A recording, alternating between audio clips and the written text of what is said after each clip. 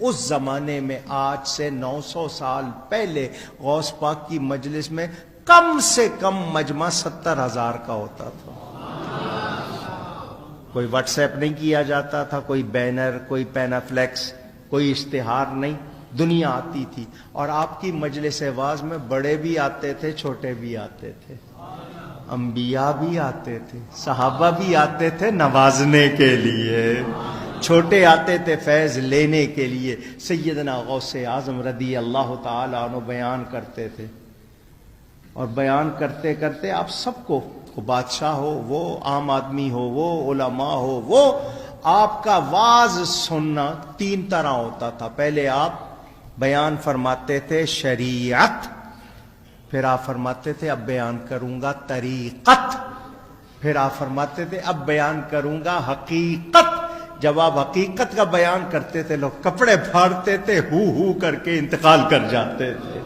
آپ کی مجلس واعظ سے جنازے اٹھتے تھے، ان پر اتنی کیفیت طاری ہوتی تھی. وجد کسے کہتے ہیں اور اجتماعی طور پر ذکر اذکار کے دوران وجد کا طاری ہونا کیا ہوتا ہے؟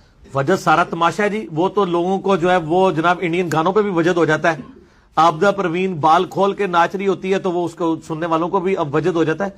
یہ پیورلی ایک سائنٹیفک فنومینا ہے، اس کو کہتے ہیں ریزوننس، اردو میں گمک کہتے ہیں. آپ نے پڑھی ہوئی ایف ایس سی میں، جنہوں نے فزکس پڑھی ہوئی ہے نا، ان کو ریزوننس کا پتہ ہے. ریزوننس یہ ہوتا ہے کہ اگر آپ کے دماغ کی فریکوینسی کسی دوسری فریکوینسی سے میچ کر جائے تو ایمپلیٹیوڈ بڑھ جاتا ہے. اسی لیے فوجی جب پل کے اوپر سے گزرتے ہیں نا، وہ پریڈ نہیں کریں گے. کیوں جی؟ ڈاکٹر صاحب بیٹھے ہیں میتھمیٹیشین، انہوں نے پتا ہے اس گل کا. کیوں جی؟ اسی ہے ریزوننس ہی کہتے ہیں نا اس کو.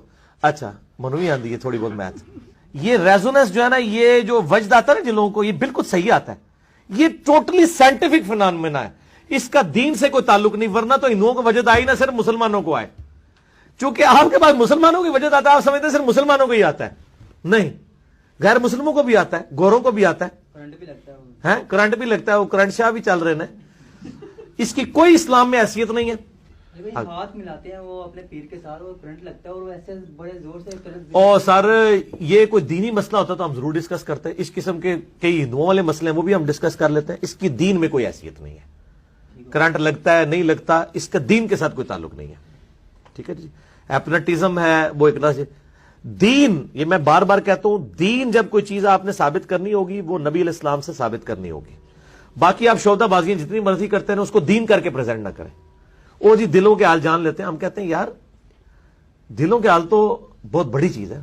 میں اپنا میکینیکل انجینئرنگ کا فارمولا لکھ کے دیتا ہوں کاغذ پہ، دنیا کا کوئی ولی پڑھ کے بتا دے اس کا، جس نے پہلے میکینک ہے وہ باز وہیں جی ہے نا. پروازہ ختم ہو گئی ہیں ہوں. میں انہوں نے لکھ کے دینا لیٹن لینگویج فارمولا لکھ دینا، یہ صرف تک کے پڑھ کے 10 دن. اور ان کا یہ دعویٰ ہے نا کہ ہمیں تو اللہ سکھاتا ہے. اللہ نے تو لیٹن آندی ہے نا، اللہ نے تو میکینیکل انجینئرنگ آندی ہے نا. انہوں نے میں کہا جی 4 آرڈر ڈفرینشیل ایکویشن میتھمیٹکس دی لکھ کے نا سولوشن کرنے سے تے قیامت تک نہیں کر سکتے. صرف پڑھ کے 10 دن کے لکھا کہ ہے کوئی بھی بزرگ ہے، کوئی بزرگ آ جائے سامنے، لیکن انہوں نے کسی دنیاوی تعلیم نہ حاصل کی ہوئے، وہ اس کی وجہ سے پڑھ رہا ہوگا. ٹھیک ہے. اور اگر کسی نے میتھمیٹکس پڑھ لی ہے، ادروائز نہیں. وہ بھی پڑھے آ جائے، انہوں بھی کوئی ایسی شے پڑھا دیں گے، وہ انشاءاللہ نہیں پڑھ سکے. ساڈے کو بہت کچھ ہے، ظاہر ایسی بھی تو پہنچے بزرگ ہے نا. ہاں